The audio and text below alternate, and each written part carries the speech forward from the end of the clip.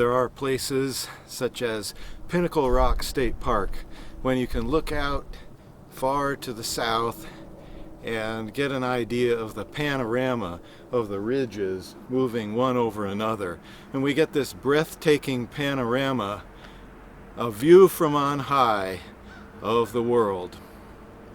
Psalm 78 is one of those cases where you get a breathtaking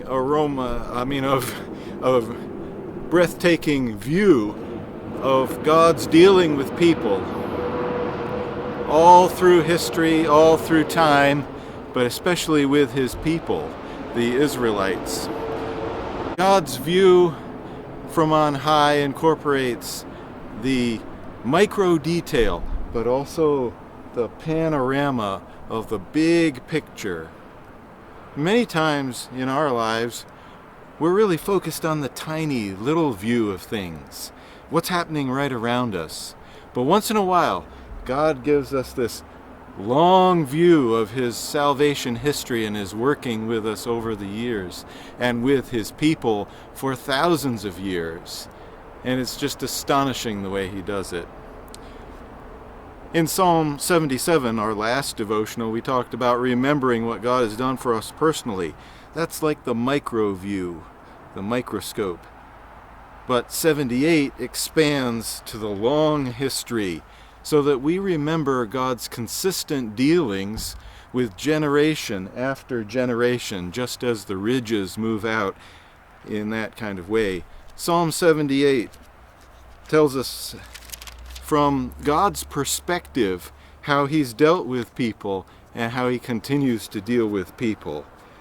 And so the psalmist writes in Psalm 78, "I will open my mouth in parables and will utter hidden things from of old, what we have heard and known, what our fathers have told us.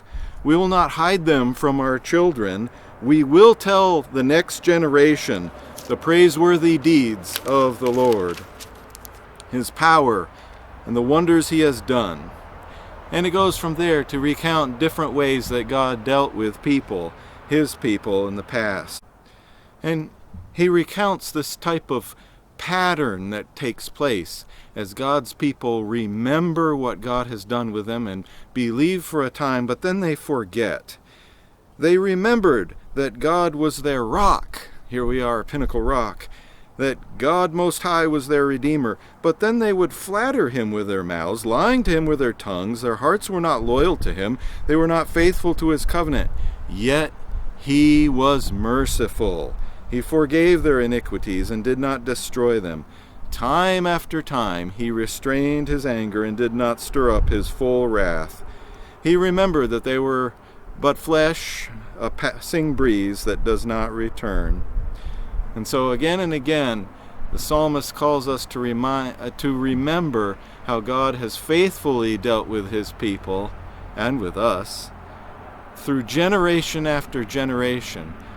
Not only that we will think on that and remember his goodness for us, but that we will pass it on to the next generation as well.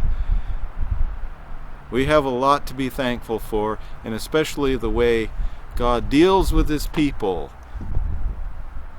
With generation after generation, he is consistent, he is faithful, and he loves you. Generation after generation went by, and God knew just the right time.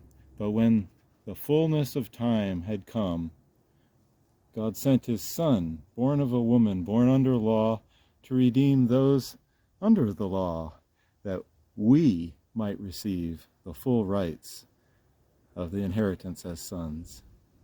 God bless you.